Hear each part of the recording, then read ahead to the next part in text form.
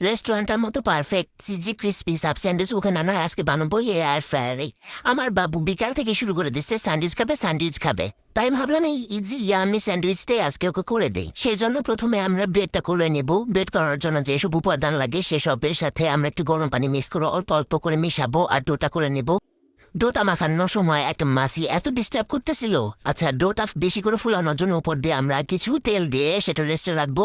আর ডোটা তাড়াতাড়ি ফোলার জন্য নিচে একটু দিব গরম পানি। ডোটা ফুলে যখন ডাবল হয়ে যাবো সেটাকে মথে এপাশ ওপাশ পিঠায় একটা লম্বা সাবসেন্টেজের শেপ দিয়ে নেব। তারপর উপর দিয়ে আর একটু তেল ব্রাশ করে আবার 5 বা 10 মিনিটের জন্য আমরা রেস্টে রাখবো যাতে আর একটু ফুলে ওঠে। তারপরে দিয়ে দিব আমাদের ম্যাজিক্যাল এয়ার ফ্রায়ারে 20 মিনিটের জন্য 150 ডিগ্রি সেলসিয়াসে। উপরে সুন্দর একটা কালার চলে আসলে আমরা কিছুক্ষণের জন্য আবার উল্টা পাশে দিয়ে দিব। দেখেন ব্রেডগুলো কি সুন্দর হয়েছে। ভিতরে চিকেনের যে ফিলিংটা দেওয়ার জন্য আমরা মাঝখানে ফাটাই নিব। এখন আমরা রেডি করবো চিকেনের সেই ফিলিং। চিকেন, মেয়োনিজ, ভেজিটেবল সস এই সব কিছু মিলে চিকেন ফিলিংটা তৈরি করে নিলাম। উপর দিয়ে বেশি করে দিয়ে দিব চিজ যাতে খেতে চিজি লাগে। কি যে লোভনীয় দেখতে হয়েছিল, আমার বাবুতে একসাথে 1.5টা খেয়ে ফেলছে। আজকের এই সহজ রেসিপিটা আপনাদের কেমন লাগলো কমেন্টে জানান। আর বাসায় ট্রাই করলে কিন্তু ছবি শেয়ার করতে ভুলবেন না।